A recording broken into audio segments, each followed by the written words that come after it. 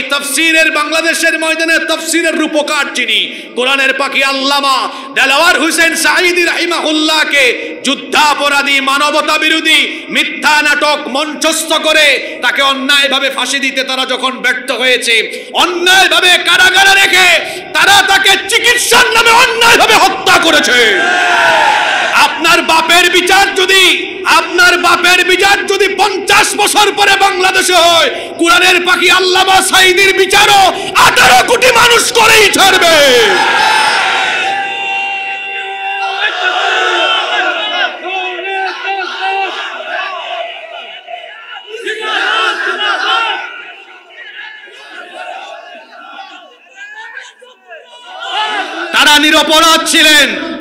তারা নিরপরাধ ছিলেন, এই জন্য তারা দেশ থেকে পালিয়ে যান নাই। আপনি পালালেন কেন? আপনারা বলতেন আপনার বাবার দেশ, আমি পালাই না, অথচ তিনি কাউকে কিছু না বলে হঠাৎ করে চোরের মতো পালিয়ে চলে গিয়েছে। ভালো মানুষ পালায় না, চোর ডাকাত যারা তারাই পালিয়ে যায়। বড় আশ্চর্যের ব্যাপার, পাশেই তো লাকসাম। আপনি চোর ডাকাত লালন পালন করেছেন, সন্ত্রাসী লালন পালন করেছেন। এই লাকসামের এক গুন্ডা সে কোরআনের মাহফিলে হামলা চালিয়েছে, মনে আছে তার কথা? 2020 সালে আমার গাড়ি তার সন্ত্রাসী বাহিনী এবং সে ভাঙচুর করেছে, শ্রোতাদের গায়ে হাত তুলেছে। আপনার সন্ত্রাসীরা কোরআনের মাহফিল বন্ধ করত। কথা ঠিক না বেঠিক? আজ তারা কোথায়? ভালো মানুষ পালায়। কথা বলেন, ভালো মানুষ পালায়। এই দেশে ইসলামের বিরুদ্ধে, কোরআনের বিরুদ্ধে, আলেম উলামাদের বিরুদ্ধে যারাই যাবে কেউ থাকতে পারবে না, এভাবে পালিয়ে যেতে বাধ্য হবে। ও যুবক ভাইয়েরা, আপনাদেরকে পায়ে ধরে বলে যাচ্ছি, এই যৌবন আর তারুণ্য কোনো নেতার দেওয়া গিফট নয়, যে কোনো বেঈমান পথভ্রষ্ট সঠিক পথ থেকে বিচ্যুত কোনো ব্যক্তির সামনে পিছনে শুডাউন করে তার চামচামি করার জন্য যৌবন দেওয়া হয় নাই। এই যৌবন আর তারুণ্য দেওয়া হয়েছে আল্লাহর জমিনে আল্লাহর দ্বীন কায়েমের জন্য।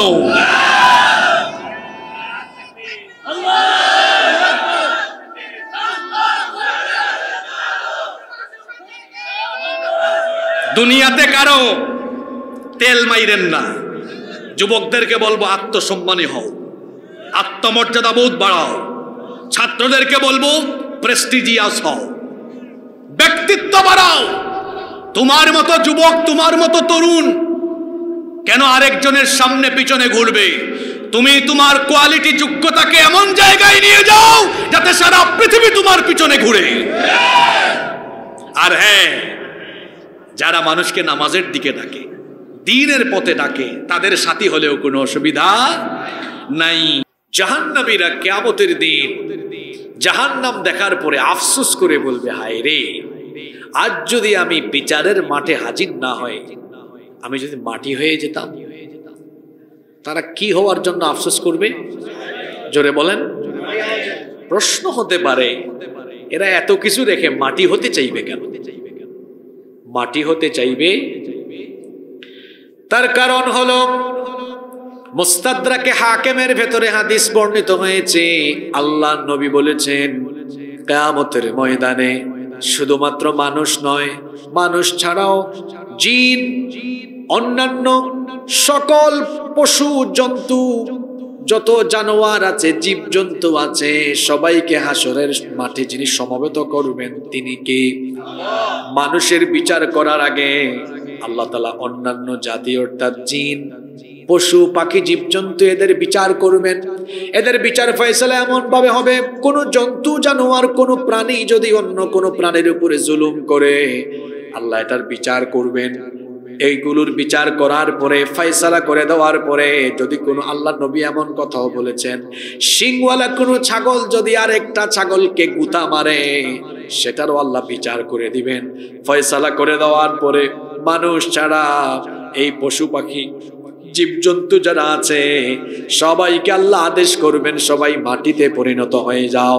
কিসের পরিণত হয়ে যাও? এটা দেখে জাহান্নামীরা তখন বলবে, হায় আফসোস, আজ সূর্য আমাদের মাথার একেবারে নিকটে, পায়ের তলায় মাটি নাই, তামা হয়ে গিয়েছে। হাসরের এই ময়দানে আমাদের বিচার করা হবে। জাহান্নামকে আমরা দেখতে পাচ্ছি, রেগে বেগে গুসায় জাহান্নাম তার ক্ষিপ্রতা তীব্রতা ধারণ করেছে। সারা জীবন যে আমরা গুনাহ করে এসেছি, পাপ করে এসেছি, নামাজ ছেড়ে এসেছি, সুদ ঘুষ অন্যায় রাহাজানি জুলুম নির্যাতন, মানুষের উপরে অবলীলায় নির্যাতন করেছি, জুলুম করেছি, যত ধরনের গুনাহ করেছি, যত ধরনের পাপ করেছি, আজ তো সেগুলোর বিচার হবে। আজ তো সেগুলোর বিচার করে জাহান্নামের সম্মুখীন আমাদেরকে করা হবে। জাহান্নামীরা আফসোস করে তখন বলবে, হায় রে হায়, যদি আজ আমাদেরকে বিচারের মাঠে বিচারের সম্মুখীন না করে, আজ যদি আমাদেরকে জাহান্নামে না দিয়ে ওই পশু পাখিদের মতো আমাদেরকেও যদি মাটি বানিয়ে দেওয়া হতো, তাহলে আমরা বেঁচে যেতাম। কোরআনে কারীমের ৭৮ নম্বর সূরা সূরাতুন নাবায়ের ৩৯ নম্বর আয়াত থেকে আমি পড়ছি, শুনেন। যালিকাল ইয়াউমুল হাক্কু ফামান শাআ ইত্তাখাযা ইলা রাব্বিহি মাআবা। আল্লাহ তাআলা বলছেন, এটা হচ্ছে সেই মহাসত্য কিয়ামতের দিন। ফামান শাআ ইত্তাখাযা ইলা রাব্বিহি মাআবা। অতএব যে ব্যক্তি চায় সে তার রবের নিকট আশ্রয় গ্রহণ করুক। ইন্না আনযারনাকুম আযাবান করিবা, নিশ্চয়ই আমি তোমাদেরকে নিকটবর্তী আযাবের ব্যাপারে সতর্ক করছি। কোন সেই দিন? সেদিনটা হলো এমন, ইয়াউমা ইয়ানযুরুল মারউ মা কদ্দামাত ইয়াদাহু ওয়া ইয়াকুলুল কাফিরু ইয়া লাইতানি কুনতু তুরাবা। ইয়াউমা ইয়ানযুরুল মারউ, যেদিন মানুষ দু চোখে দেখবে, মা কদ্দামাত ইয়াদাহু, তার দুহাত যা কামিয়েছে, দুনিয়ায় যা করেছে সেগুলো হাজির দেখতে পাবে, আমলনামা তো হাজির হয়ে যাবে। এগুলো দেখার পরে হাসরের ময়দানে বিভৎস পরিস্থিতি, হাসরের মাঠের ভয়াবহতা সেদিন প্রত্যক্ষ করার পরে কাফিরেরা, জাহান্নামীরা তখন বলবে, হায় হায় হায়, আজ যদি বিচারের মাঠে বিচারের সম্মুখীন না করে আমাদেরকে জাহান্নামে না দিয়ে, আজ যদি আমাদেরকে, ওয়ায়াকুলুল কাফিরু ইয়া লাইতানি কুনতু তুরাবা। হায় আফসোস, আজ যদি আমাদেরকে বিচারের সম্মুখীন না করে মাটিতে পরিণত করে দেওয়া হতো, আমরা যদি মাটি হয়ে যেতাম, তাহলে বিচার আর জাহান্নামের সম্মুখীন হওয়া থেকে আজ আমরা রেহাই পেয়ে যেতাম। তাহলে জাহান্নামীদের প্রথম আফসোস, বিচারের মাঠে তারা দাঁড়ানোর পরে বিচারের সম্মুখীন হতে চাইবে। অপরাধী কি কখনো বিচারের সম্মুখীন হতে চায়? অপরাধীরা এজন্য বিচার থেকে পালায়, আদালত থেকে পালায়, কারণ সে জানে বিচারের সম্মুখীন হয়ে গেলেই তার জন্য বিপদ আছে। পরকালের বিচার দেখার আগেই দুনিয়াতে দেখতেছেন না আপনারা কিরকম ভাগাভাগি শুরু হয়েছে? দুনিয়াতেই দৃশ্য দেখছেন, আর কিয়ামতেরটা হবে আরো।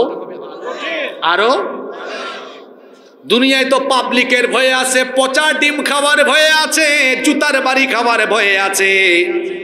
আর কিয়ামতের ময়দানে বিভৎস পরিস্থিতি, 9,30,00,000 মাইল দূরের সূর্য মাথার খুব নিকটে আসার কারণে পায়ের তলার জমি সেদিন তামায় পরিণত হয়ে যাবে। মাথার চান্দি ফেটে মগজগুলো উতরে উতরে উতরে উতরে গলে গলে গলে গলে বেয়ে বেয়ে পড়তে থাকবে। জিহ্বাটা মুখের ভেতর থেকে বের হয়ে কুকুরের মতো নাভিস্থল পর্যন্ত ঝুলতে থাকবে। যার পাপের মাত্রা যেমন, ঘামের মধ্যে তার সাঁতার কাটার ধরন হবে তেমন। গোটা হাসরের ময়দান জুড়ে জাহান্নামীরা এক বিভৎস পরিস্থিতি লক্ষ্য করে বিচারের ভয়ে, আল্লাহর সামনে দাঁড়ানোর ভয়ে সেই দিন তারা মাটি হওয়ার জন্য আফসোস করবে, বলবে, হায় হায়, আজ যদি মানুষ না হয়ে মাটি হয়ে যেতাম তাহলে আমরা বেঁচে যেতাম। কিন্তু এই রকম আফসোস করে কোনো লাভ হবে? তাহলে আমরা কোরআন থেকে জানতে পারলাম, পরকালে জাহান্নামীদের 1 নাম্বার আফসোস হবে, আমরা যদি মানুষ না হয়ে মাটি হয়ে যেতাম। মাটি হওয়ার জন্য আফসোস করবে। দুই নম্বর আফসোস হলো কিয়ামতের ময়দানে জাহান্নামীরা আফসোস করবে, হায় রে হায়, দুনিয়াতে থাকা অবস্থায় কেন আমল করে কিছু আমল আমি পাঠায় রাখলাম না, কেন দুনিয়ার জীবনকে আমি ভালোভাবে নেক কাজ করে কাজে লাগালাম না। কোরআনে কারীমের 89 নম্বর সূরা সূরাতুল ফজরের 23 নম্বর আয়াত থেকে আল্লাহ তাআলা বলছেন, ওয়াজিআ ইয়াউমা ইযিম বিজাহান্নামা ইয়াউমা ইযিন ইয়াতাযাক্কারুল ইনসানু ওয়া আন্না লাহুল যিকরা। সেই দিন জাহান্নামকে হাজির করা হবে। জাহান্নামের তীব্রতা ক্ষিপ্রতা দেখে সেদিন তারা বলবে, হায় হায়, দুনিয়াতে থাকা অবস্থায় যদি আমরা উপদেশ গ্রহণ করতাম, কোরআনের উপদেশগুলো যদি মেনে চলতাম।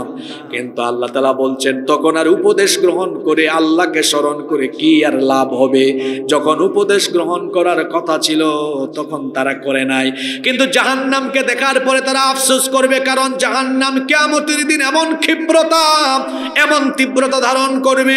আল্লাহ তাআলা কোরআনে কারীমে বলেছেন, তাকাদু তামাইয়াজু মিনাল গায়জ। মনে হবে যেমন জাহান্নাম তার রাগে গুসায় ফেটে যেতে চাইছে, এইরকম ক্ষিপ্রতা তীব্রতা জাহান্নাম ধারণ করবে। আর জাহান্নামে তো ভয়াবহ জায়গা, জাহান্নামে তো সাংঘাতিক জায়গা। আমার আব্বা জানরা ভাইরা, কিভাবে আপনারা আল্লাহর সাথে নাফরমানি করেন, কি করে গুনাহ পাপ করার চিন্তা মাথায় আসে? এই জাহান্নাম তো এত ডেঞ্জারাস জায়গা। আল্লাহর নবী বলেছেন, জাহান্নামের মুখে যদি একটা পাথর ফেলা হয়, জাহান্নামের মুখে একটা পাথর ফেললে সেটা জাহান্নামের তলদেশে স্পর্শ করতে 70 বছর সময় লাগে। আল্লাহু আকবার! কত বছর? 70 বছর। শুধু তাই নয়, কিয়ামতের ময়দানে জাহান্নামকে ফেরেশতারা টেনে আনবে। জাহান্নামের লাগাম থাকবে মোট 70,000। জোরে বলেন, কত হাজার? প্রত্যেকটা লাগামের মধ্যে আল্লাহর নিয়োগ করা ফেরেশতা হলো 70,000। লাগামের সংখ্যা 70,000, আর প্রতিটি লাগামের মধ্যে ফেরেশতা আছে আরো 70,000। এখন 70,000 দিয়ে 70,000কে গুণ করে দেখেন, সমান 70,000 গুণ 70,000 সমান হয় 490 কোটি। জাহান্নামে তো সাংঘাতিক যে এর লাগাম নিয়ন্ত্রণ করার জন্য আল্লাহর 490 কোটি ফেরেশতা নিয়োগকৃত আছে। আল্লাহর নবী বলেছেন, কোন একজন ফেরেশতা যদি জাহান্নামের লাগামকে একটু লুজ করে দেয়, একটু হালকা করে দেয়, তাহলে জাহান্নাম নিমিষেই মুহূর্তের মধ্যে গোটা হাসরের ময়দানকে তার পেটের ভেতর ভক্ষণ করে ফেলবে। আল্লাহু আকবার! সেই জাহান্নামকে দেখার পরে জাহান্নামীরা বলবে, কেন আমরা দুনিয়ায় থাকা অবস্থায় কেন নেক কাজ করলাম না? আফসোস করে তারা তখন কি বলবে শুনেন। আল্লাহ বলছেন, ইয়াকুলু ইয়া লাইতানি কদ্দামতু লিহায়াতি। হায় আফসোস, আমি যদি আমার হায়াতে, আমার জীবদ্দশায় ভালো আমল করে পাঠাতাম। যুবক ভাইয়েরা তাকান, এখন আজান হয়, মসজিদে নামাজে যায় না, তখন আফসোস করবে, হায় রে হায়, আমার তারুণ্য, আমার যৌবনকে যদি আমি কাজে লাগাতাম, আজ হাসরের মাঠে আমার আফসোস করা লাগতো না। কারণ প্রত্যেকটি আদম সন্তানকে কিয়ামতের ময়দানে 5টি প্রশ্নের জবাব দেওয়া লাগবে। ইবনে মাসউদ রাদিয়াল্লাহু আনহু হাদিস বর্ণনা করেছেন, তিনি বলছেন, লা তাজুলু কদামা ইবনি আদম মিন ইনদি রাব্বিহি হাত্তা ইউসআল আন 50। যেহেতু যুবক ভাইরা মাহফিলের জন্য বেশি কষ্ট করেছে, আমি যুবকদের উদ্দেশ্যে, যুবকদেরকে আলাদা করে কয়েকটা কথা বলছি। আল্লাহর নবী বলেছেন, কিয়ামতের দিন 5টি প্রশ্নের জবাব না দিয়ে আল্লাহর কোনো বান্দা এক কদম নড়তে পারবে না। তার মধ্যে একটা প্রশ্ন করা হবে, আন শাবাবিহি ফিমা আবলাহু, বান্দারে তোমার যৌবন আর তারুণ্যের শক্তি কিভাবে তুমি ব্যয় করেছো? এই যৌবন আর তারুণ্যের হিসাব যার কাছে দিতে হবে তিনি কি? সুতরাং যুবক ভাইরা, যৌবন আর তারুণ্যের এই বয়সে তামাশা করে কিংবা শয়তানি পথে যৌবন আর তারুণ্য নষ্ট করা যাবে না। যৌবন আর তারুণ্য যিনি দিয়েছেন জোরে বলেন তো তিনি কি? এই যৌবন আর তারুণ্য যার পথে ব্যয় করতে হবে তিনি আমার রব, তিনি আল্লাহ। এজন্য আজান হয়ে গেলে সবকিছু বাদ দিয়ে নামাজে গিয়ে আল্লাহকে সাজদা দিতে হবে। অনেক যুবক তরুণ ভাইরা বলে হুজুর আমি বুড়া হই, চুল দাড়ি সাদা হোক, পেকে যাক, তারপরে নামাজে যাব। এখন আমি আপনি যে বুড়া হব এর তো কোনো নিশ্চয়তা নাই। আলোচনার শুরুতেই বলেছিলাম মানুষের জীবন হলো এমন, নাই কোনো ওয়ারেন্টি, নাই কোনো গ্যারেন্টি। কারণ আমার আপনার মতো কত যুবক অবস্থায় দুনিয়া থেকে চলে যায়। আমরাও যুবক অবস্থায় দুনিয়া থেকে চলে যাওয়ার সম্ভাবনা আছে না নাই? এজন্য আফসোস করতে হবে। কিংবা যৌবন আর তারুণ্যের বয়স যদি কাজে লাগান তাহলে আফসোস করবেন, কারণ আল্লাহ তাআলা তো যৌবন আর তারুণ্যের ব্যাপারে হিসাব চাইবেন। আমরা যারা বিভিন্ন বয়সের এখানে আছি সবাইকে বলছি, যদি আমরা আমাদের দুনিয়ার জীবনটাকে যথাযথভাবে কাজে না লাগাই, আল্লাহর বিধান মোতাবেক যদি আমরা আমাদের জীবনটাকে পরিচালিত না করি, আফসোস করে বলতে হবে ইয়া লাইতানি কদ্দামতু লিহায়াতি। আফসোস যদি আগের দুনিয়ার থাকাকালীন সময়ে কিছু আমল করে আগে ভাগে পাঠিয়ে দিতাম। সময় হলো মানুষের জীবনের সবচাইতে গুরুত্বপূর্ণ সম্পদ। সময়কে কাজে লাগিয়ে সম্পদশালী হওয়া যায়, কিন্তু সম্পদশালী ব্যক্তি তার গোটা জীবনের সম্পদ দিয়ে জীবনের ফেলে আসা সময়কে ফিরিয়ে আনতে পারবে? যে সময় চলে যায় সে সময় আর ফিরে আসে না। যেন সময় থাকতে সময়ের মূল্যায়ন করতে হবে, সময়কে কাজে লাগাতে হবে। এজন্য আল্লাহর নবী বলেছেন, শোনো, মৃত্যুর আগে জীবনকে গনিমত মনে করো। ইগতানিম, আল্লাহর নবী বলেছেন গনিমত মনে করো হায়াতাকা ক্বাবলা মাউতিক। মৃত্যুর আগে জীবনকে গনিমত মনে করো, জীবনকে কাজে লাগাও। এসএসসি পরীক্ষার আগে পড়াশোনা করে নাই, পরীক্ষার রেজাল্ট এসেছে, ফেল করেছে, তখন আফসোস করছে, আহারে যদি পরীক্ষার আগে ভালো করে পড়াশোনা করতাম। রেজাল্ট পাওয়ার পরে আর আফসোস করে কোনো লাভ আছে? জোরে বলেন লাভ আছে? সময় থাকতে সময়ের মূল্যায়ন করতে মনোযোগ আছে তো? পরের পয়েন্টগুলো কিন্তু খুব সাংঘাতিক, একেবারে আপনার জীবনের সাথে মিলবে, রাগ করা যাবে। কয়টা আফসোসের কথা বললাম? নাম্বার 3 নাম্বার, জাহান্নামীরা কিয়ামতের মাঠে আমলনামা হাতে পেয়ে আফসোস করবে। সবাই সবার হাতে আমলনামা কিয়ামতের দিন ধরায় দিবেন কি?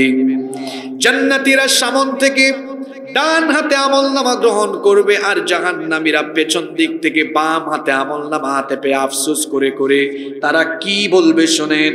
কোরআনে কারীমের 69 নম্বর সূরা সূরাতুল হাক্কা 25 নম্বর আয়াত থেকে আল্লাহ তাআলা বলছেন, ওয়া আম্মা মান উতিয়া কিতাবাহু বিশিমালিহি ফায়াকুলু ইয়া লাইতানি লাম উতা কিতাবিয়া ওয়া লাম আদরি মা হিসাবিয়া ইয়া লাইতাহা কানাতিল কাদিয়া মা আগনা আন্নি মালিয়া হালাকা আন্নি সুলতানিয়া। আল্লাহ তাআলা বলছেন, আর জাহান্নামীরা যখন পেছন থেকে বাম হাতে আমলনামা পাবে, বলেন তো জাহান্নামীরা আমলনামা পাবে কোন হাতে? কারণ দুনিয়াতে তারা ডান পথে চলে না, চলে বাম পথে। আর আমার দেশে কিছু মানুষও আছে নিজেকে ডানপন্থী বলতে পারে না, নিজেকে তারা দ্বীনপন্থী, কোরআনপন্থী, সুন্নাহপন্থী, ইসলামপন্থী বলতে পারে না। কারণ ইসলামপন্থী বললে যদি আবার বিধর্মীরা আমাদেরকে জঙ্গি আর মৌলবাদী ট্যাগ লাগায়, ইসলাম ফোবিয়ার ভয়ে অনেকে নিজেকে দ্বীনের পথে পরিচালিত করেও সঠিকভাবে পরিচয় দিতে পারে না। আছে না নাই? আমাকে যদি ডানপন্থী বলে তো বললে কি হয়েছে? আমরা সব ভালো কাজ করি কোন হাত দিয়ে? খাবার খান কোন হাত দিয়ে? কিছু মানুষ আছে আবার বাম হাত দিয়ে খায়, বাম হাতে খায় শয়তান। বাম হাতে কে খায়? সব ভালো কাজ ডান হাত দিয়ে করি আমরা। মুসাফা করি কোন হাত দিয়ে? খাবার দাবার করি ডান হাত দিয়ে, ভালো কাজ আমরা ডান হাত দিয়ে করি, শুধু বাম হাত আমরা ব্যবহার করি হেড অফিসের কাজে, তাই না? বাম হাত মানুষ কখনো ভালো কাজে ব্যবহার করে না। যারা বামপন্থী হিসেবে নিজেদেরকে পরিচয় দেয় তাদের জেনে রাখা উচিত শয়তানের পথ হলো বাম পথ, শয়তানের পথ হলো। এজন্য শয়তান তার অনুসারীদেরকে নিয়ে জাহান্নামে যাবে, আর জাহান্নামীরা আমলনামাও পাবে কোন হাতে? বাম হাতে আমলনামা পাওয়ার পরে এরা আফসোস করে বলবে, ইয়া লাইতানি, আয় দুর্ভাগ্য, আফসোস আমার, লাম উতা কিতাবিয়া, আজ যদি আমাকে এই আমলনামা না দেওয়া হতো তাহলে আমার জন্য ভালো হতো। ওয়ালাম আদরি মা হিসাবিয়া, আজ যদি আমার হিসাব না নেওয়া হতো, বিচার না করা হতো, আমার জন্য ভালো হতো। কারণ আমলনামা হাতে নিয়েই দেখবে দুনিয়ায় যত আকাম কুকাম করেছে সব এখানে আছে না নাই? আরো জোরে বলেন আছে না নাই? আমলনামা হাতে পাওয়ার পরে এরা ভীত সন্ত্রস্ত হয়ে যাবে। এজন্য আল্লাহ সূরা কাহাফের 49 নম্বর আয়াতে বলেছেন, ووضع الكتاب فترى المجرمين مشفقين مما فيه ويقولون يا ويلتنا ما لهذا الكتاب لا يغادر صغيرة ولا كبيرة إلا أحصاها। الله বলছেন ووضع الكتاب, আমলনামা রেখে দেওয়া হবে, ফাতারাল মুজরিমিন, অতঃপর জাহান্নামীরা সেটা দেখবে, মুশফিকিনা মিম্মা ফি, এখানে যা আছে সেটা দেখে কলিজা কেঁপে উঠবে, ভীত বিহ্বল হয়ে যাবে। তারপরে বলে উঠবে, মালি হাযাল কিতাব, এটা কেমন ধরনের আমলনামা? আমি আমার জীবনে গোপনে গোপনে যা করেছি, প্রকাশ্যে যা করেছি, রাতের অন্ধকারে যা করেছি, কুয়াশাচ্ছন্ন প্রচন্ড কুয়াশার ভেতরে আমি যা করেছি, যেটা কেউ জানে না, কেউ দেখে নাই, সেটাও দেখে এখানে লেখা আছে, কোনো কিছু বাদ পড়ে নাই। জাহান্নামীরা তখন আফসোস করে বলবে, লা ইউগাদিরু সাগীরাতান ওয়ালা কাবীরাতান ইল্লা আহসাহা। কারেন্ট আসছে না? আসছে। জাহান্নামীরা আফসোস করে বলবে, এটা কেমন আমলনামা? আমি যা করেছি ছোট বড় সবকিছু এখানে আছে। আল্লাহ বলছেন, ওয়াজাদু মা আমিলু হাদিরা, যা তারা করেছে সব দেখতে পাবে। আর আল্লাহর বিচার হলো এমন, ওয়ালা ইয়াযলিমু রাব্বুকা আহাদা, আল্লাহ বিচার করার বেলায় কারো উপরে জুলুম করেন না। কিন্তু আমরা মানুষ, আমাদের মধ্যে এই অভ্যাস, এই স্বভাব আছে, বিচারের নামে অনেক সময় অবিচার আর জুলুম হয় কি হয় না? এই দেশে গত 15 বছর আমরা দেখেছি বিচারের নামে অবিচার, জুলুম আর জুলুম, নিরপরাধ মানুষকে অপরাধী বানায়া সাজা দেওয়া, এটা আমরা সমাজে, রাষ্ট্রে দেখেছি কি দেখি নাই? আরো জোরে বলেন, দেখেছি কি দেখি নাই? বাস পুড়াইছে একজন, মামলা খাইছে আর একজন, অপরাধ করেছে একজন, সাজা ভোগ করেছে আর একজন, কত কিছু দেখেছি আমরা। আরে নিরপরাধী মানুষগুলোকে বিচারের নামে জুলুম করে, বিচারের নামে অবিচার আর প্রহসন করে নিরপরাধ মানুষগুলোকে কিভাবে হত্যা করা হয়েছে দেখেন। আরে এই তাফসীরের, বাংলাদেশের ময়দানে তাফসীরের রূপকার যিনি, কোরআনের পাখি আল্লামা দেলাওয়ার হোসেন সাঈদী রাহিমাহুল্লাহকে যুদ্ধাপরাধী, মানবতা বিরোধী মিথ্যা নাটক মঞ্চস্থ করে তাকে অন্যায়ভাবে ফাঁসি দিতে তারা যখন ব্যর্থ হয়েছে, অন্যায়ভাবে কারাগারে রেখে তারা তাকে চিকিৎসার নামে অন্যায়ভাবে হত্যা করেছে। আপনার বাপের বিচার যদি, আপনার বাপের বিচার যদি 50 বছর পরে বাংলাদেশে হয়, কোরআনের পাখি আল্লামা সাঈদীর বিচারও 18 কোটি মানুষ করেই ছাড়বে।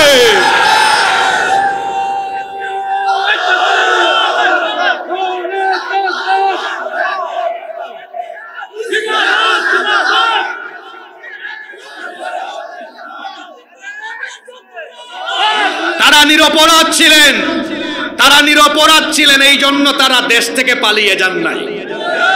আপনি পালালেন কেন? আপনি পালালেন কেন?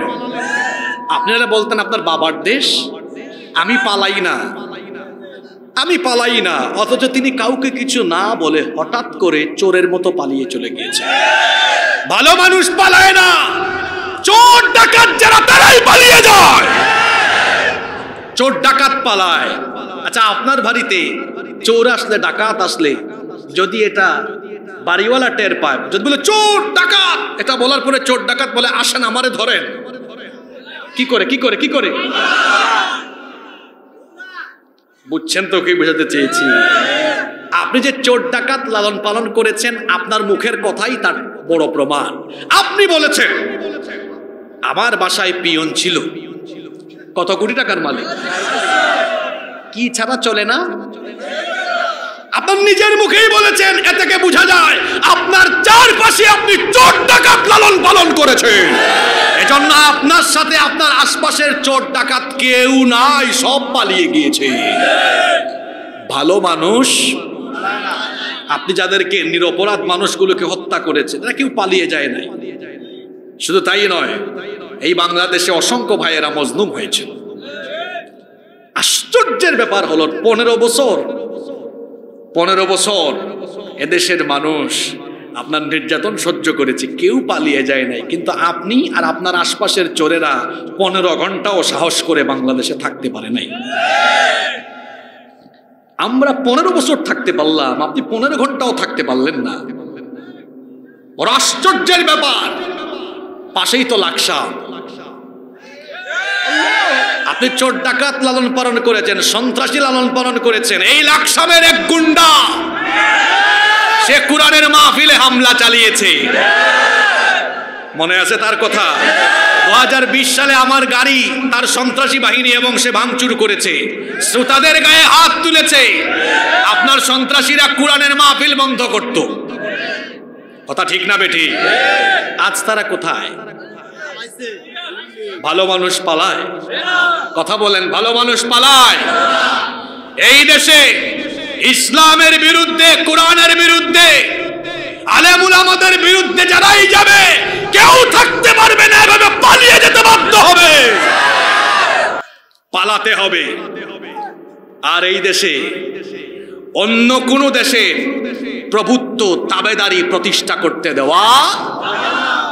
অনেকে ভাবছে যে এই দেশে অন্য কোন দেশের চাপিয়ে দেওয়া রীতিনীতি, কালচার চাপিয়ে দেওয়া হবে, এত সহজ নয়।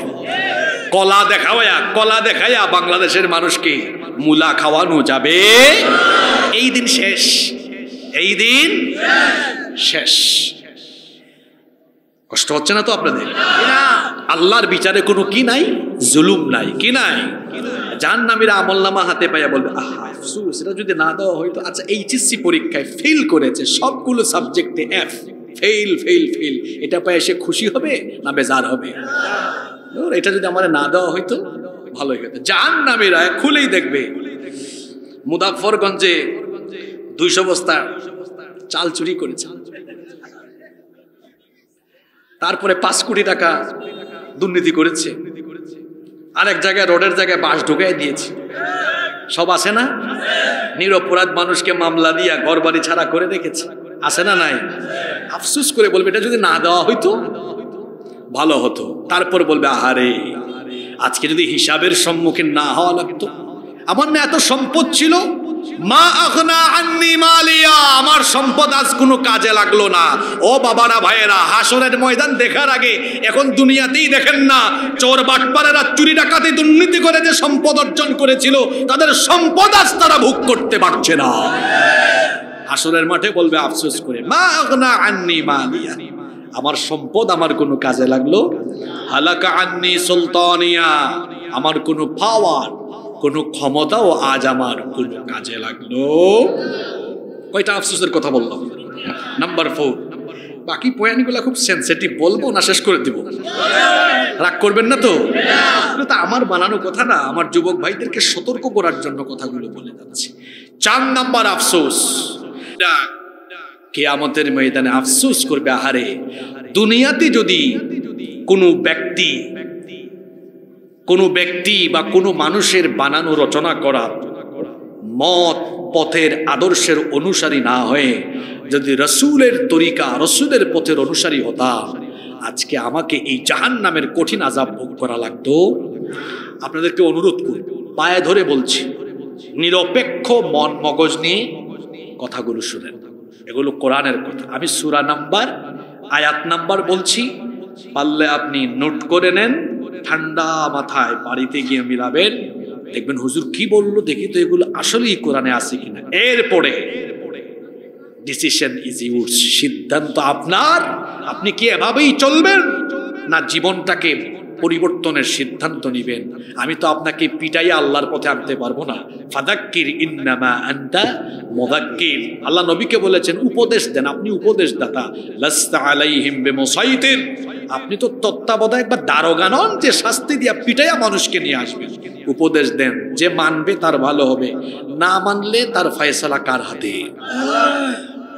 4 নম্বর আফসোস, আমি যদি রাসূলের পথের পথিক হতাম, রাসূলের আদর্শ গ্রহণ করতাম। কোথায় আছে এটা? কোরআনে কারীমের 25 নম্বর সূরা সূরাতুল ফুরকানের 27 নম্বর আয়াত আল্লাহ তাআলা বলছেন, ওয়া ইয়াউমা ইয়া'দ্দুল যালিমু আলা ইয়াদাইহি ইয়াকুলু ইয়া লাইতানি ইত্তাখাযতু মা'আর রাসূলি সাবিলা। সেদিন সীমালঙ্ঘনকারী জালেমেরা 2 হাত কামড়ায়া কামড়ায়া আফসোস করবে, 2 হাত কামড়ায় কামড়ায় আফসোস করে বলবে, হায় আফসোস, লাইতানি লাইতানি ইত্তাখাযতু মা'আর রাসূলি সাবিলা। আফসোস, আমি যদি রাসূলের পথ অনুসরণ করতাম। রাসূলের পথ কোন পথ বলতে পারলেন না? রাসূলের পথ কোন পথ? কি পথ? রেফারেন্স কি, দলিল কি? আমাদের মা আয়েশা রাদিয়াল্লাহু আনহাকে বলা হলো, আচ্ছা নবীর স্বভাব, চাল চলন, উঠা বসা, চলাফেরা, চরিত্রটা কেমন? তিনি বললেন, তোমার বাড়িতে কোরআন নেই? কানা খুলুকুহুল কোরআন, কোরআন যেমন রাসূলও তেমন। কোরআন যেমন, তাহলে কোরআনের পথ রাসূলের পথ। আল কোরআনের পথ, এই পথই আসল পথ।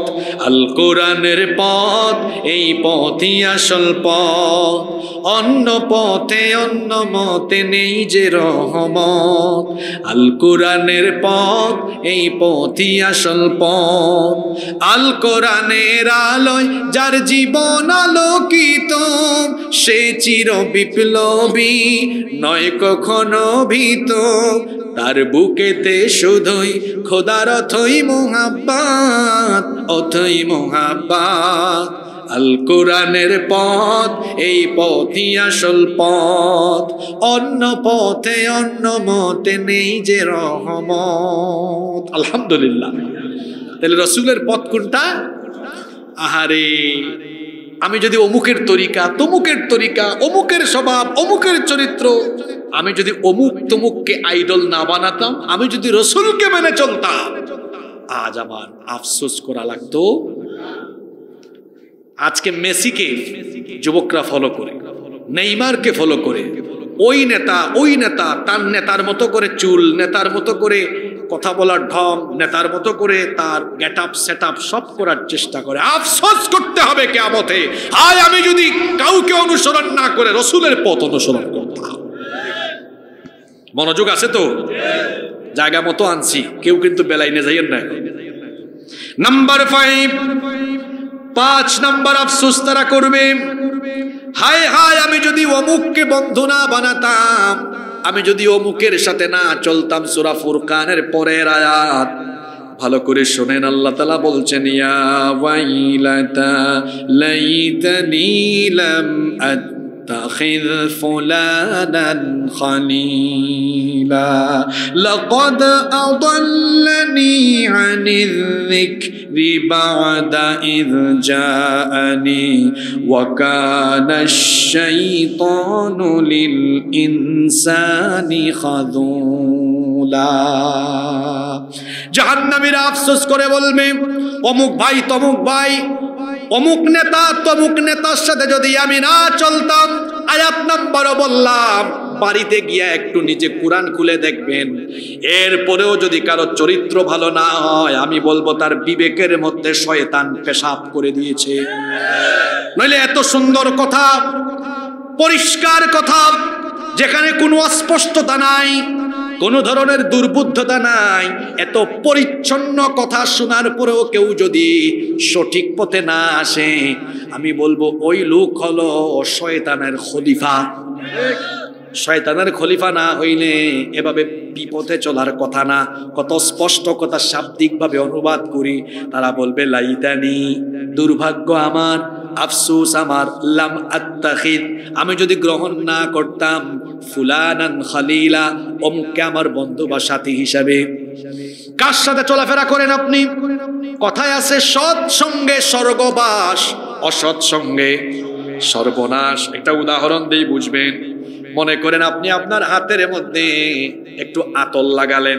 এই যে আপনারা তো হাতের আতর লাগান এখানে, কিন্তু এখানে সুন্নত নয়। সুন্নত হলো এইখানে যে আমি আতর লাগালাম, আতর আমি হাতের তালুতে লাগানোর উপরে একটু ঘষা মাজা করি, তারপর আমার ভাইয়ের সাথে হাত মিলাই, আতরের সুগন্ধ কিন্তু ওনার কাছে চলে গিয়েছে। আবার যদি আমি বিড়ি টানি, বিড়ি টানার পরে যদি বিড়ির ধোঁয়ার দুর্গন্ধ হাতে লাগে, তারপরে যদি আমার ভাইয়ের সাথে হাত মিলাই, তাহলে বলেন তো উনার গায়ে উনার হাতে কিসের দুর্গন্ধ যাবে? আপনি আতর, এই যে আতর লাগায়া আতর মাখা কাপড় আলমারি বা আল্লায় রাখেন, দেখবেন এই কাপড়ের আতরের গন্ধ থেকে অন্য কাপড়েও আতরের সুগন্ধি চলে যাবে। আর বিড়ি খায়া, সিগারেট খায়া, বিড়ি সিগারেটের গন্ধ কোনো কাপড়ে যদি থাকে, সেটা যদি আপনি আলনা বা আলমারিতে রাখেন, অন্যান্য কাপড়েও সেটা চলে। বুঝাতে চাইলাম, ভালোর সাথে থাকলে ভালো, খারাপের সাথে থাকলে, চোরের সাথে থাকলে আপনি চোর হবেন, ডাকাতের সাথে থাকলে আপনি ডাকাত হবেন, সন্ত্রাসীর সাথে থাকলে আপনি সন্ত্রাসী হবেন, মাদকাসক্তের সাথে থাকলে আপনি মাদকাসক্ত হবেন, নামাজির সাথে থাকলে আপনি নামাজি হবেন, কোরআনওয়ালার সাথে থাকলে কোরআনওয়ালা হবেন, আমলদার দিনদার নেককার মানুষের সাথে থাকলে তার চরিত্রের প্রভাব আপনার উপরেও পড়বে, আপনিও দেখবেন ধীরে ধীরে ওই পথে আসবেন। কিয়ামতের ময়দানে আফসোস করতে হবে, আমি যদি অমুককে তমুককে আমার সাথী না বানাতাম, অমুককে তমুককে যদি বন্ধু না বানিয়ে আমি যদি রাসূলের আদর্শের অনুসারীদেরকে আমার সাথী হিসাবে গ্রহণ করতাম, তাহলে আজ আমি বেঁচে যেতাম। এভাবে তারা আফসোস করবে। 6 নাম্বার আফসোস তারা করবে, হায় রে হায়, আমরা কেন অমুক তমুককে আমার নেতা, অমুক তমুককে আমার আদর্শের উপমা না বানিয়ে আমি কেন আল্লাহ আর রসুলের পথে চললাম না? আল্লাহ আর রসুলের আনুগত্য করে আল্লাহ আর রসুলের আনুগত্যের অনুসারীদেরকে কেন আমার নেতা বানালাম না? শুনেন শুনেন, খুব ভালো করে শুনেন, কোরআনে কারীমে আল্লাহ কি বলছেন। কোরআনে কারীমের 33 নম্বর সূরা, সূরাতুল আহজাবের 64 নম্বর আয়াত, ইন্নাল্লাহা লা'আনাল কাফিরিনা ওয়া আ'আদ্দা লাহুম সাঈরা খালিদিনা ফিহা আবাদান লা ইয়াজিদুনা ওয়ালিয়্যান ওয়ালা নাসীরা। নিশ্চয়ই আল্লাহ তাআলা কাফিরদেরকে লানত করেছেন এবং তাদের জন্য জাহান্নামের কঠিন আযাব রেখেছেন। খালিদিনা ফিহা আবাদা, সেখানে তারা চিরকাল থাকবে। লা ইয়াজিদুনা ফিহা ওয়ালিয়্যান ওয়ালা নাসীরা, সেখানে তারা কোনো অভিভাবক, কোনো সাহায্যকারী পাবে না। সেই দিন তাদের অবস্থা এমন হবে, জাহান্নামে তারা সেদিন বলবে, ইয়াউমা তুকাল্লিবু ওয়ুজুহুকুম ফিন-নারি ইয়াকুলুনা ইয়া ওয়াইলাতানা আতা'না আল্লাহ ওয়া আতা'না আর-রাসূলা। আফসোস করে তারা বলবে, হায় হায় হায়, দুনিয়াতে কেন আমি অমুককে আবার নেতা বানালাম, তমুককে কেন আমার নেতা বানালাম। বেঈমান, বেনামাজি, কোরআন বিরোধী, ইসলাম বিরোধী লোকের সাথে যদি না চলে, রাসূলের আদর্শের অনুসারী যদি হতাম, যারা আল্লাহর জমিনে আল্লাহর দ্বীনের বাস্তবায়ন করতে চায়, যারা রাসূলুল্লাহর আদর্শ বাস্তবায়নের লক্ষ্যে কাজ করে, কেন আমি তাদের সাথে আমি চললাম না, কেন তাদের সাথে একই পথের পথিক হলাম না? তারা তখন আফসোস করে বলবে, কেন আমরা তাদের সাথে চললাম না, কেন আমরা তাদের পথের পথিক হলাম না। বেঈমান, বেনামাজি, ভণ্ড নেতাদের সাথে যারা চলাফেরা করবে, কিয়ামতের দিন ভণ্ড নেতা আর কর্মীরা জাহান্নামে উভয়ে আফসোস করে, এক গ্রুপ আরেক গ্রুপকে, নেতা কর্মীকে, কর্মী নেতাকে দোষারোপ করবে। এগুলো কি আমার বাপ দাদা 14 গোষ্ঠীর বানানো কথা না কোরআনের কথা?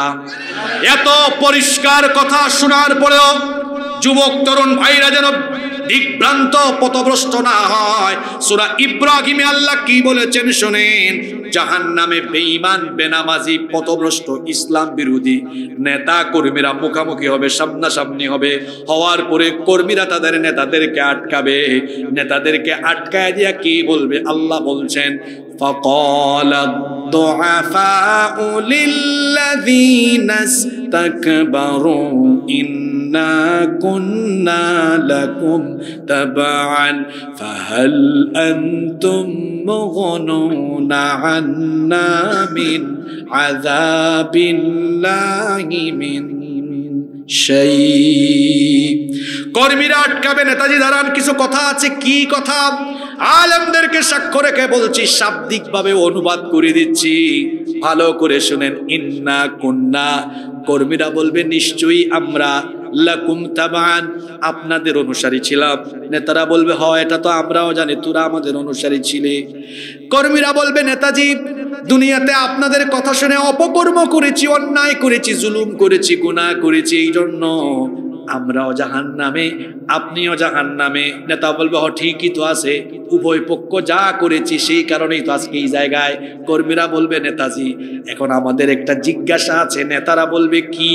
কর্মীরা বলবে দুনিয়াতে তো আপনারা আমাদেরকে অনেক সাপোর্ট দিয়েছেন, অন্যায় যখন করেছি প্রশাসনও আমাদেরকে কিচ্ছু বলতে পারে নাই, ফোন করে বলেছেন এই এটা আমার লোক, চুপচাপ থাকো।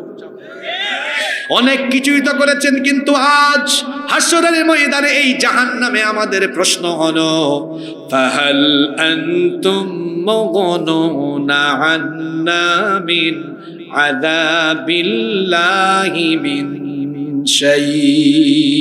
আজকে আল্লাহর আযাব থেকে আমাদেরকে রক্ষা করার জন্য আপনি কি আজকে কিছু করতে পারবেন? এই প্রশ্ন কর্মী করেছে কাকে?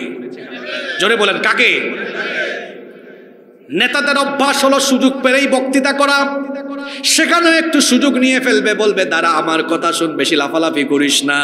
কর্মীরা খুব আকাঙ্ক্ষা নিয়ে, প্রত্যাশা নিয়ে অপেক্ষা করবে, দেখি নেতা মনে হয় মনের মতো কোনো কথা বলতে পারে, কিন্তু না, নেতা কর্মীদেরকে আফসোস করে দিয়ে বলবে, হতাশ করে দিয়ে বলবে ক্বালু লাউ হাদানাল্লাহু লাহাদাইনাকুম। আল্লাহ যদি আমাকে হেদায়াত দিতেন, আমাদেরকে হেদায়াত দিতেন, তোদেরকে আমরা হেদায়াত দিতাম। আমাদের নিজেদের কপালেই হেদায়াত ছিল না, তো তোদেরকে আমরা কেমনে হেদায়াত দিতাম? শুনতেছেন? কর্মীরা বলবে নেতা এটা কেমন কথা বললেন, হতাশ করে দিলেন। নেতা বলবে দাঁড়া এত কথা বলিস না, আজ এমন জায়গায় এসেছি, লাফালাফি চিৎকার করে কোনো লাভ নাই। নেতা কর্মীদেরকে আরো বলবে সাওয়াউন আলাইনা আজাযিনা আম সাবারনা মা লানা মিন মাহিস। আজ তোমরা আমার কর্মীরা ধৈর্য ধরো আর না ধরো, যত চিৎকার আল্লাহ লাফালাফি করো না কেন, আজকে জাহান্নামে পথভ্রষ্ট, গুমরাহ, বিপদগামী নেতা আর কর্মীদের জাহান্নামে আযাবের অবস্থা সমান সমান। কোন জায়গায় গিয়া বলছে? চিন্তা করছেন? কামটা করলো কি? বলছে কোন জায়গায় গিয়ে? জোরে বলেন। জাহান্নামে গিয়ে বলছে। আরে হাসর হওয়ার আগেই তো এখন আপনারা দেখতেছেন এলাকায় এলাকায় যে পাতি নেতারা গুন্ডামি করলো গত 15 বছর। তুমি যে এত চামচামি করলা, তুমি তো এয়ারপোর্টে যাওয়ার ভাড়ার পয়সাও তোমার কাছে নাই, কিন্তু তুমি যাদের চামচামি করেছো তারা তোমাকে বিপদের মুখে ফেলে দিয়ে সেফ এক্সিট নিয়ে দেশের বাইরে চলে গিয়েছে। যারা তোমাদেরকে, যারা আপনাকে বিপদের মুখে ফেলে দিয়ে তারা নিজেরা সেফ হয়ে চলে যায়, আপনি তাদের অনুসারী আর আপনি তাদের দল করেন, এটা বলাও তো লজ্জার ব্যাপার। হাসরের আগেই তো দেখতেছেন কি অবস্থা। আমি শেষ করি, কোন জায়গায় ছিলাম মনে আছে তো? মজার কাহিনী আছে দেখায়। নেতা বলবেন নেতা আর কর্মীর আযাবের অবস্থা, কর্মীরা বলবেন না এটা হইতেই পারে না, এটা হইতেই পারে না। আমরা এটা মানি না। আল্লাহ বলবেন কিরে হাসরের মাঠে আবার কার কি হইল? কারা বলে কি মানে না? এবার তারা বলবে আল্লাহ আমরা আমাদের নেতাদের যে কথাটা তারা বললো এটা আমরা মানি না।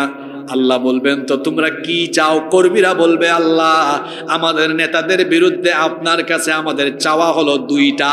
জোরে বলেন কয়টা? দুইটা। এক নাম্বার চাওয়া হলো আমাদের বিপদগামী ভণ্ড পথভ্রষ্ট গুমরা বেঈমান নেতাগুলাতে এই নেতাগুলোকে আমাদের সামনে দেন। আল্লাহ বলবেন সামনে পাইলে তোরা কি করবি? তখন কর্মীরা বলবে আল্লাহ দুনিয়াতে এরা আমাদেরকে চামচার মতো ব্যবহার করেছে, আজকে একটু সামনে আইনা দেন দেখেন কি করি। আল্লাহ বলবেন পাইলে তোরা কি করবি বল। আল্লাহ তখন কর্মীরা আল্লাহকে বলবে আল্লাহ একটু সামনে দেন, যদি সামনে আনতে পারেন, সামনে যদি দেন নাজআলহুমা তাহতা আকদামিনা লিয়াকুনা মিনাল আসফালিন। বানানো কথা, এগুলো কান দিয়া ঢুকে না। এত সোজা কথা, এত স্পষ্ট কথা, পরিষ্কার কথা যদি কারো বিবেকে না যায়, আমি আগেই বলেছি তার বিবেকের দুয়ারে শয়তান পেশাব করে দিয়েছে। আল্লাহ একটু সামনে দেন, কি করবা? নাজআলহুমা তাহতা আকদামিনা লিয়াকুনা মিনাল আসফালিন। আমাদের পায়ের তলায় এদেরকে পদদলিত করে, দলিত মথিত করে এরপরে আমরা জাহান্নামে যাব। এদের বুকের উপর উঠে পারাবো। নেতা তোমার নেতাগিরি ছুটে যাবে একদম, তোমার কর্মীরাই তোমারে গুতাবে। এটা কয় নাম্বার চাওয়া? এক। দুই নাম্বার চাওয়া আছে, এটা এই আয়াত, যে আয়াত আমি পড়ছিলাম সূরা আহজাব 66 নম্বর আয়াত। তারা বলবে রব্বানা ইন্না আতানা সাদাতানা ওয়া কুবারানা ফাআদাল্লুনা সাবিলা। হে আমাদের রব, ইন্না আতানা সাদাতানা, নিশ্চয়ই আমরা আমাদের এই লিডারদের, এই নেতাদের আনুগত্য করতাম, ওয়া কুবারানা, আমাদের এই বড় লিডারদেরকে অনুসরণ করতাম, ফাআদাল্লুনা সাবিলা, এরা আমাদেরকে পথভ্রষ্ট করেছে, সঠিক পথ থেকে আমাদেরকে বিচ্যুত করেছে। আল্লাহ বলবেন ঠিক আছে, বলো এবার তোমরা কি চাও? তারা বলবে আল্লাহ দুই নাম্বার চাওয়াটা হলো, তারা বলে আজকে নাকি জাহান্নামে নেতা কর্মীর আযাব সমান সমান, এটা আমরা মানি না। আমাদের চাওয়া হলো রব্বানা আতিহিম দিআফাইনি মিনাল আযাবি ওয়ালআনহুম লা'নান কাবীরা। রব্বানা, হে আমাদের রব, আতিহিম, এদেরকে দেন, দিআফাইনি মিনাল আযাব, আমাদের আযাবের ডবল আযাব। আমাদেরকে জাহান্নামে যে আযাব দিবেন, আমাদের নেতাগুলোরে ডবল করে দেন। কি বলেন, অবস্থা ভালো না খারাপ? ও যুবক ভাইরা, আপনাদেরকে পায়ে ধরে বলে যাচ্ছি, এই যৌবন আর তারুণ্য কোন নেতার দেওয়া গিফট নয়, যে কোনো বেঈমান পথভ্রষ্ট সঠিক পথ থেকে বিচ্যুত কোন ব্যক্তির সামনে পিছনে শুডাউন করে তার চামচামি করার জন্য যৌবন দেওয়া হয় নাই। এই যৌবন আর তারুণ্য দেওয়া হয়েছে আল্লাহর জমিনে আল্লাহর দ্বীন কায়েমের জন্য।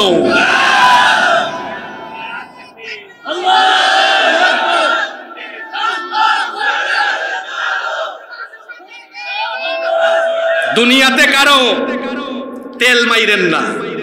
যুবকদেরকে বলবো আত্মসম্মানী হও, আত্মমর্যাদা বোধ বাড়াও। ছাত্রদেরকে বলবো প্রেস্টিজিয়াস হও, ব্যক্তিত্ব বাড়াও। তোমার মতো যুবক, তোমার মতো তরুণ কেন আরেকজনের সামনে পিছনে ঘুরবে? তুমি তোমার কোয়ালিটি, যোগ্যতাকে এমন জায়গায় নিয়ে যাও যাতে সারা পৃথিবী তোমার পিছনে ঘুরে। আর হ্যাঁ, যারা মানুষকে নামাজের দিকে ডাকে, দ্বীনের পথে ডাকে, তাদের সাথী হলেও কোনো অসুবিধা নাই। কারণ যুবক তো তার যৌবন কোরআনের পথে, দ্বীনের পথে, কোরআনের ছায়াতলে এসে তার এই যৌবনকে কাটাবে। কারণ তার এই যৌবন যদি সে কোরআনের পথে কাটাতে পারে, তাকে খুশি হয়ে জান্নাত জেনে দিবেন তিনি কে। এজন্য যুবক ভাইদের প্রতি আমার আহ্বান হলো, ভাইয়েরা আসেন কোরআনের ছায়াতলে আসেন। আল্লাহর কোরআন আপনাদেরকে হাত ছানে দিয়ে ডাকছে, এসো কোরআনের ছায়া তলে সমবেত হই, এসো কোরআনের ছায়া তলে সমবেত হই, এসো আল্লাহ রাসূলের অনুগত হই, এসো কোরআনের ছায়া তলে সমবেত হই। বক্তৃতার শুরুতে 2-3 মিনিট যায় অমুক তমুকের গুণগান গাইতে গাইতে। নো, প্রথমে গুণগান গাইব কার? এসো আল্লাহর গুণগান করি, এসো তারি পথে জীবন গড়ি। এসো আল্লাহর গুণগান করি, এসো তারি পথে জীবন গড়ি। আল্লাহর নাম নিলে তাতে যদি সুখ মেলে, আল্লাহর নাম নিলে তাতে যদি সুখ মেলে, কেন সেই নাম থেকে দূরে সরে রই, কেন সেই নাম থেকে দূরে সরে রই। এসো কোরআনের ছায়া তলে সমবেত হই, এসো আল্লাহ রাসূলের অনুগত হই। এসো কোরআনের ছায়া তলে সমবেত হই।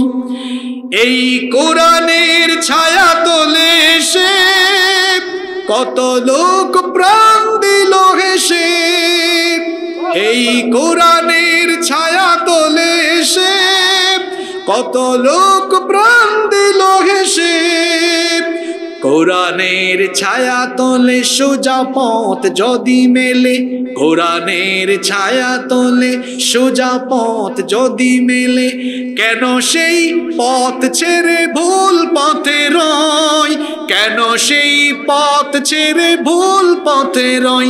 এসো কোরআনের ছায়া তলে সমবেত হই, এসো কোরআনের ছায়া তলে সমবেত হই। এসো আল্লাহ রাসূলের অনুগত হই, এসো কোরআনের ছায়া তলে সমবেত হই। বলেন আমিন। কোরআনের ছায়া তলে আসেন। এই যে স্লোগান চলছে, উই ওয়ান্ট জাস্টিস, আমরা ইনসাফ চাই। আল্লাহর কসম করে বলছি আর চ্যালেঞ্জ করে বলছি, মানুষের বানানো আইন দিয়ে কিয়ামত হয়ে যাবে, শান্তি আসবে না, সুবিচার ইনসাফ কায়েম হবে না। আল্লাহর আইন কোরআনের বিধান বাস্তবায়ন ছাড়া কশ্চিন কালেও মানুষ সুবিচার আর ইনসাফ পাবে না। এই জন্য যুবক, তরুণ, ছাত্র সমাজ সবাইকে বলতে চাই, ছাত্র জনতা যাদের বিপ্লবের কারণে নতুন বাংলাদেশে নতুন পরিবেশ এসেছে, আমি আপনাদের সবাইকে বলছি, আসেন সবাই কোরআনের পথে আসেন।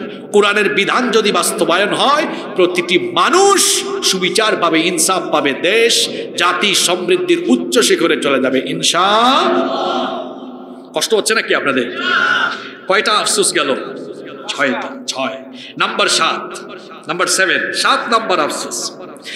জাহান্নামীরা জাহান্নামে জান্নাতীদেরকে দেখবে, জান্নাতীরা নাজ আর নিয়ামতের ভেতরে আছে, খাবার দাবারের অভাব নাই, নিয়ামতের অভাব নাই, সুখ শান্তির অভাব নাই। জান্নাত আর জাহান্নামীদের আমল কিন্তু একরকম নয়। জান্নাতীরা দুনিয়াতে নামাজি হয়, জাহান্নামীরা বেনামাজি হয়। জান্নাতীরা রাসূলের পথে চলে, আল্লাহর পথে চলে, আর জাহান্নামীরা তাগুতের পথে, শয়তানের পথে চলে। জাহান্নামীরা জান্নাতীদেরকে যখন জান্নাতের নিয়ামতের ভেতরে দেখবে, তখন আফসোস করে বলবে, ইয়া লাইতানি কুনতু মাআহুম ফাআফুযা ফাওজান আযীমা। কোরআনে কারীমের 4 নম্বর সূরা, সূরাতুন নিসায়ের 73 নম্বর আয়াতের শেষাংশে আল্লাহ বলেছেন, জাহান্নামীরা আফসোস করে বলবে, ইয়া লাইতানি, দুর্ভাগ্য, আফসোস আমার, কুনতু মাআহুম, যদি আমি তাদের সাথে দুনিয়ায় থাকতাম, তাদের মতো হতাম, তাদের সাথে যদি আমি চলাফেরা করতাম, তাদের মতো যদি হতাম, ফাআফুযা ফাওজান আযীমা, তাহলে আমি তাদের মতো আজকে মহা সফলতা লাভ করতাম। 8 নম্বর, জাহান্নামীরা আফসোস করে বলবে, জাহান্নামীদের বিরাট একটা অংশ হবে মুশরিক, যারা আল্লাহর সাথে শিরক করে। গুনাহের যে তালিকা আছে, গুনাহের তালিকার সবচাইতে বড় গুনাহের নাম কি? আরো জোরে বলেন, সবচেয়ে বড় গুনার নাম কি? শিরক হলো সবচেয়ে বড় কবিরা গুনাহ। জাহান্নামীদের বেশিরভাগই হবে মুশরিক, যারা আল্লাহর সাথে শিরক করেছে। জাহান্নামীরা তখন বলবে, ওয়া ইয়াকুলু ইয়া লাইতানি লাম উশরিক বিরাব্বি আহাদা। হায় আফসোস, যদি আমি আমার রবের সাথে শিরক না করতাম, আজ জাহান্নামে আমাকে জাহান্নামে পুরা আজ আমাকে হাসরের মাঠে জাহান্নামের আগুনে পুরা লাগতো না, জাহান্নামে যাওয়া লাগতো না।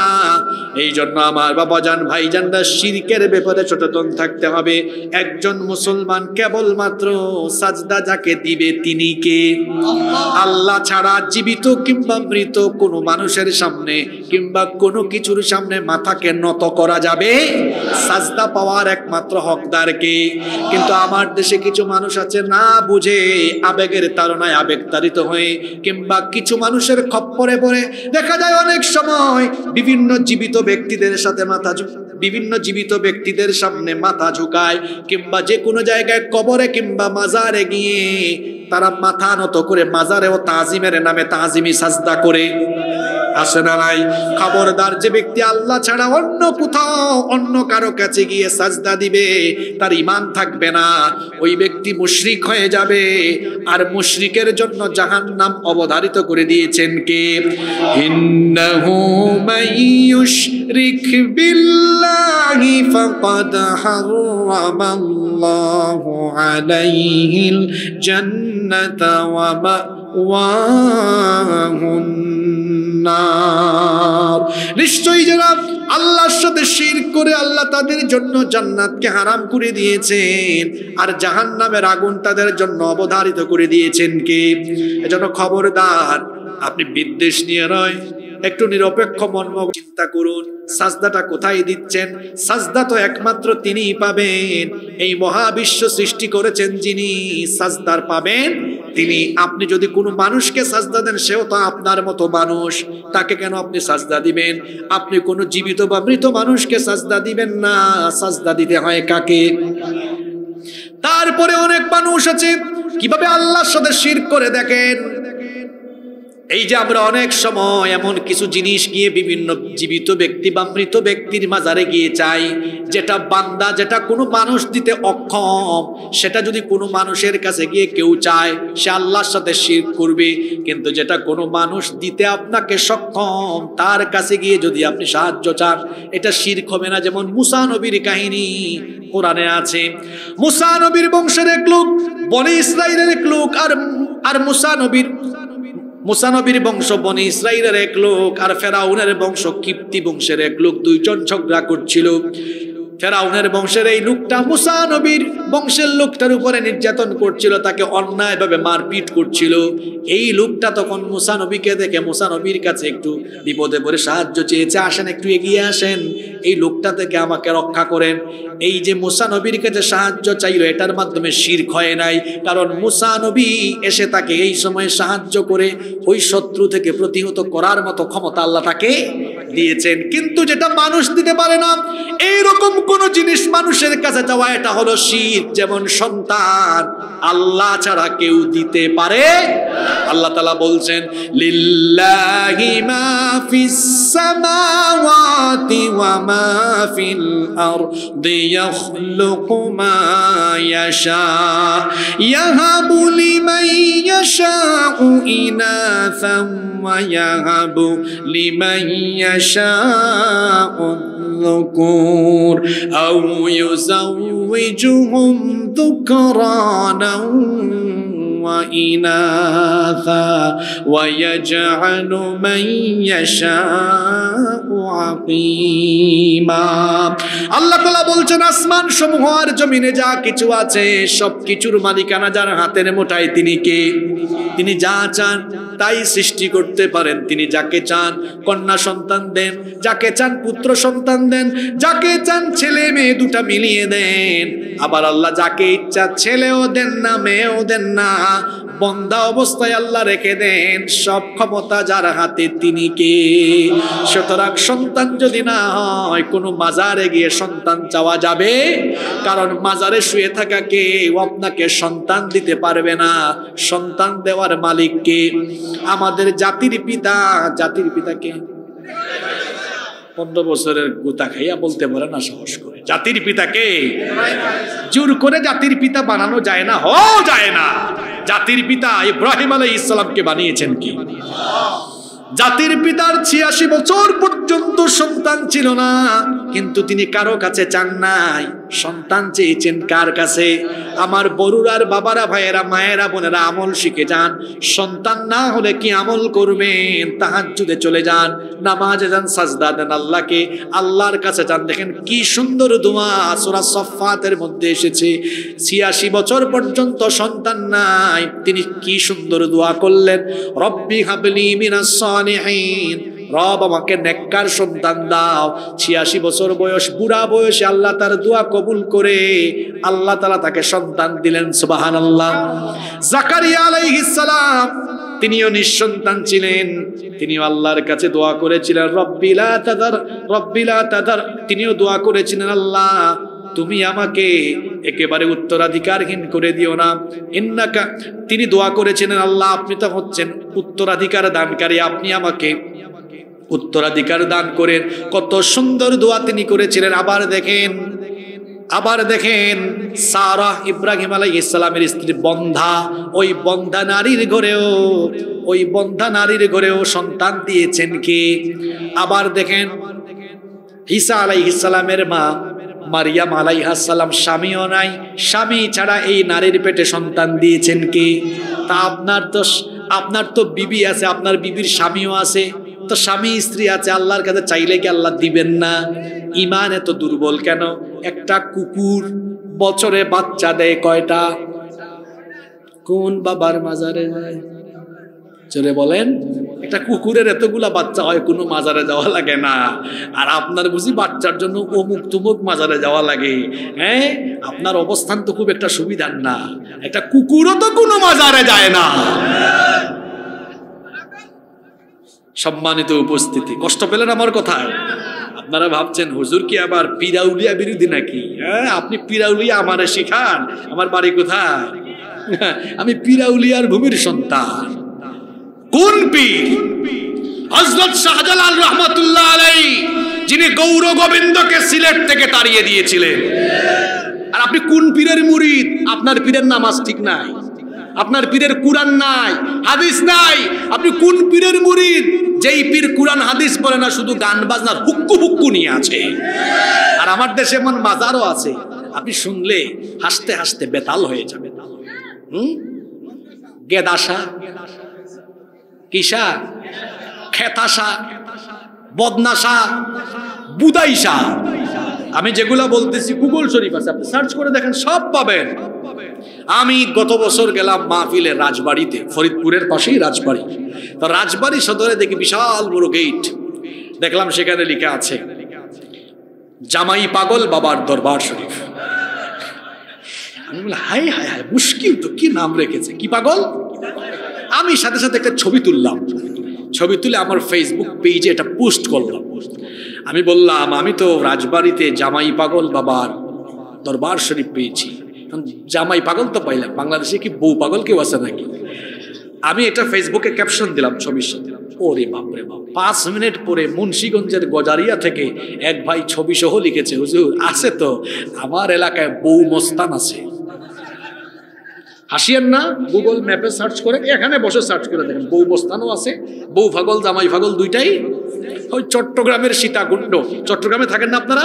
সীতাকুণ্ড যাওয়ার পথে দেখবেন ওই ছোট কবিরাতে পড়েছে কি, ডাল চাল মিয়া রহমতুল্লাহ আলাইহি মাজার। চট্টগ্রামে আছে বদনাশা। আমি কি বানায় বলতেছি? নামের মধ্যে তো ভেজাল।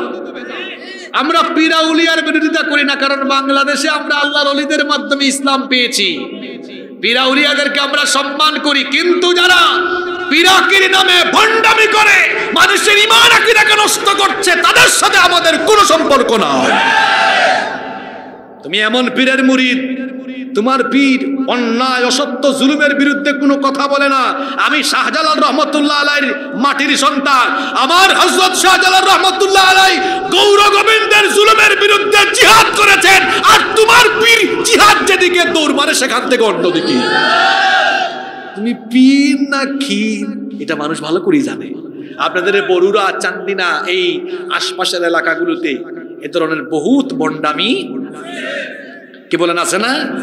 চট্টগ্রামের এক ভণ্ড কিছুদিন আগে আপনারা দেখেছেন, কিছু পরীক্ষার্থীদেরকে নিয়ে এক মাজারে গিয়ে বলেছে, বাজান ও বাজান, এই ছেলেগুলো পরীক্ষা দিবে, इम्तिहान में कामयाबी नसीब नाऊज़ु बिल्लाहि मिन। শুনেন, কবরে মাজারে থাকা লোকের প্রতি আমরা মুখাপেক্ষী না, বরং কবরে থাকা লোকেরা আমাদের মুখাপেক্ষী। একজন লোক সাঁতার জানে না, পানিতে পড়ে গেলে সে তীরে থাকা পারে থাকা লোকদের দিকে তাকায় থাকে, কেউ যদি উঠাই তো মরে। সাঁতার না জানা মানুষ যেমন পানিতে অসহায়, ঠিক তেমনি কবরে থাকা মানুষগুলো অসহায় হয়ে তাকিয়ে থাকে জীবিতদের দিকে। কেউ দেখি হাদিয়া হিসাবে দোয়া পাঠাই কিনা, আমাদের জন্য দোয়া করে কিনা। ওদের দরকার আমাদেরকে, আমরা যেন তাদের জন্য কি করি, দোয়া করি। কি আজব অবস্থা! ওখানে গিয়ে মাথাটা ঠেকায়, সুতা টানায়, চাকরির বরকত চায়, সফলতা চায়। আরে চাকরি বাকরির সফলতা আপনার জীবনের কল্যাণ অকল্যাণের মালিক কে? ঈমান হারা হবেন। যা চাইতে হবে কার কাছে? হক্কানি ওলি যারা, হক্কানি রব্বানি উলামায়ে কেরাম, ওলিয়া উলিয়া যারা আছেন তাদেরকে সম্মান করবেন, শ্রদ্ধা করবেন, ভালোবাসবেন। যারা মানুষকে সঠিক কোরআন হাদিস শেখায়, কোরআন হাদিসের তালিম দেয়, তাদের সাথে আমরা থাকবো, সম্পর্ক রাখবো। কিন্তু যারা হুক্কুর আছে না নাই, আমাদের সাথে দেখবেন এরকম কিছু আছে। আহারে ফেসবুকে আর ইউটিউবে মানুষ, শিক্ষিত মানুষ এগুলো দেখলে অবাক হয়। কুতানে জিকে, তোমার কি হাঁফানি রোগ হইল নাকি? কুতাকুতি করো। এই বড়ুরাতে এরকম আছে না নাই? হুক্কুর করে এমন এমন ভাব ধরে মনে হয় তারা হাঁফানি রোগে পেয়ে গেছে, প্যারালাইজড হয়ে গিয়েছে, এরকম করে। সম্মানিত ভাইয়েরা, যারা মানুষকে কোরআন সুন্নাহর কথা বলেন আমরা তাদের সাথে থাকবো ইনশাআল্লাহ। 8 নম্বর আফসোসের কথা বলছিলাম। হায় রে, আমি যদি মুশরিক না হতাম, সঠিক আলেম চিনবেন কেমনে? যারা মানুষকে কোরআন সুন্নাহর কথা বলে, নিজে থেকে কথা বলে, সব কথাগুলো হবে কার? নাম্বার 9 নম্বর কথা শুনেন, শেষ ভালো যা, সব ভালো 9 এবং সর্বশেষ আফসোস হচ্ছে জাহান্নামীদেরকে জাহান্নামে যখন শাস্তি দেওয়া হবে, জাহান্নামীরা জাহান্নামের শাস্তি উপভোগ যখন করবে, তখন তারা জাহান্নাম থেকে বের হওয়ার জন্য আল্লাহর কাছে বারবার আবেদন করবে, বলবে আল্লাহ জাহান্নাম থেকে আমাদেরকে বাঁচাও, জাহান্নাম থেকে বের করে আবার দুনিয়ায় পাঠাও।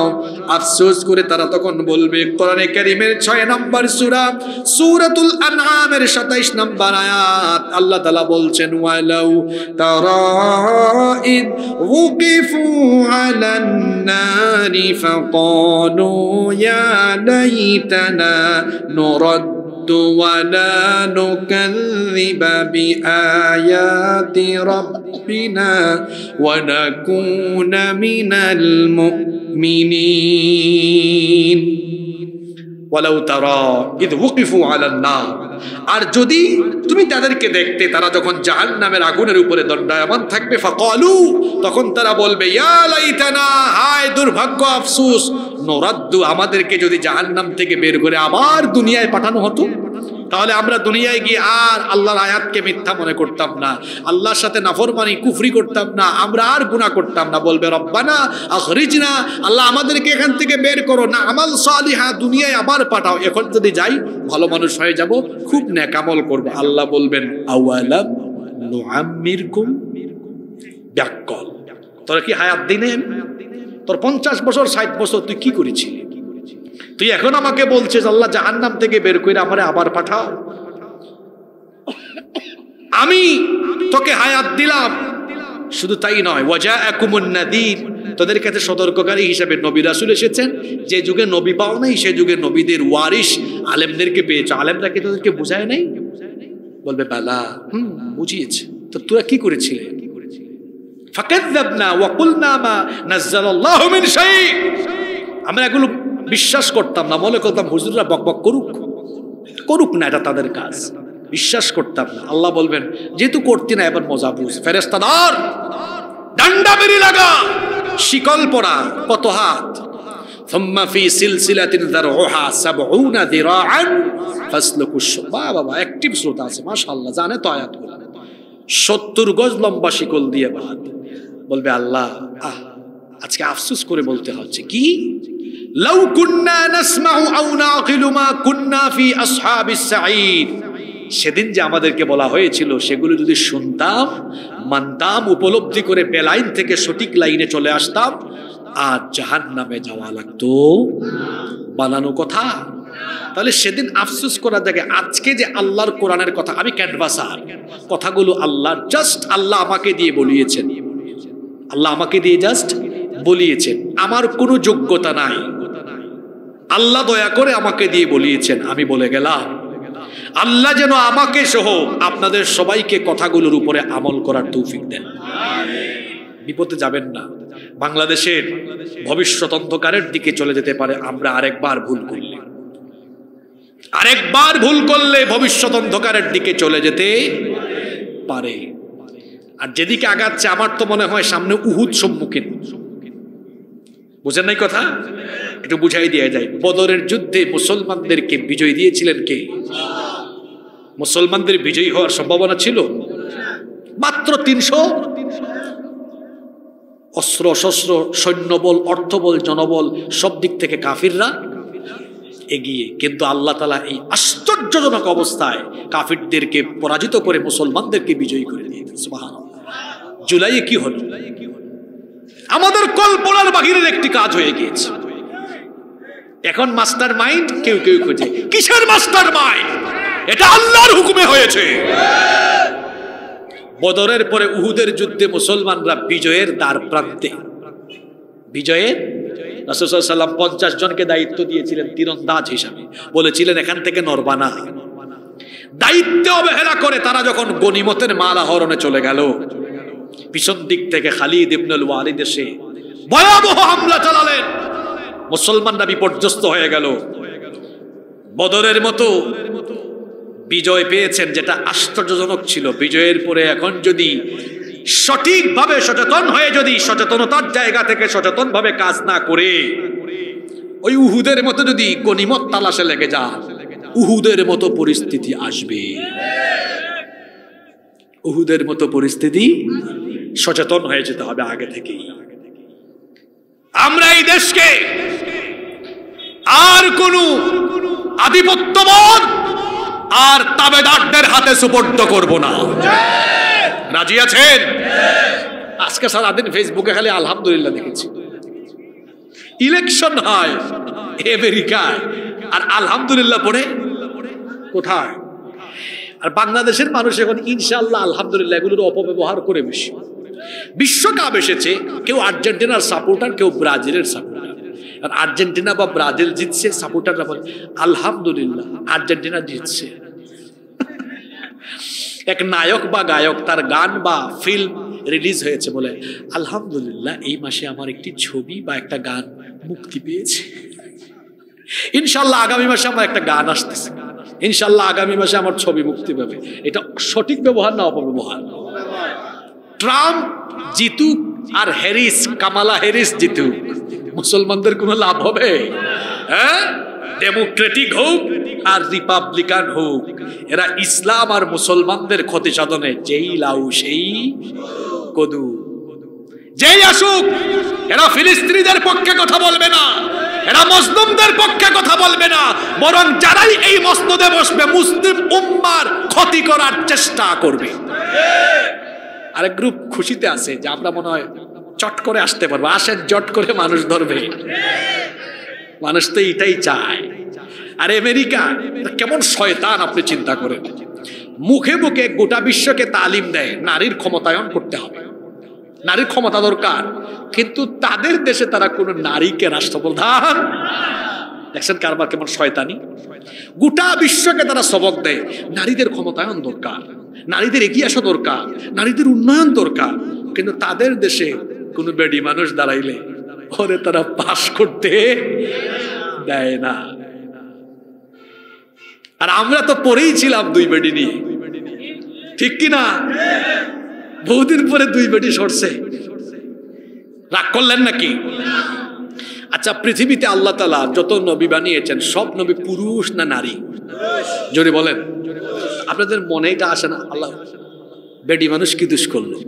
তাদের 1-2 জনকে কি আল্লাহ নবী বানাইতে পারতেন না? প্রশ্ন আছে কিনা? কেন বানান নাই? সেটা কি বলবো? কেন বানান নাই? কারণ হলো নবী রাসূল যারা হবেন তারা তো সার্বক্ষণিক মানুষের সাথে উঠা বসা চলাফেরা করবেন, মানুষকে দ্বীনের দাওয়াত দিবেন, নবী রাসূলগণ নেতৃত্ব দিবেন সমাজে জনপদে। এজন্য তাদের পর্যাপ্ত সময় থাকা লাগবে যাতে মানুষের সাথে তারা মিশতে পারেন, মানুষকে দাওয়াত দিতে পারেন। সেই জায়গায় একজন নারীকে যদি নবী বানানো হয়, রাসূল বানানো হয়, নারীর তো অনেক সমস্যা আছে যেটা সৃষ্টিগত। এটা কোনো সমস্যা না, এটা কোনো সমস্যা না, বরং নারীদের সৃষ্টিগত এমন কিছু বিষয় আছে, নারীরা এই কারণে 24 ঘন্টা তো নবুয়ত রিসালাতের দায়িত্ব আঞ্জাম দিতে পারবে। একজন নারী সন্তান জন্ম দেন, তিনি যখন প্রেগনেন্ট হয়ে যান, কয়েক মাস প্রসবকালীন সময়ে বা এরপরে বাচ্চা জন্ম দেওয়ার পরে, বলেন এই সময়টাকে তিনি কি নবুয়ত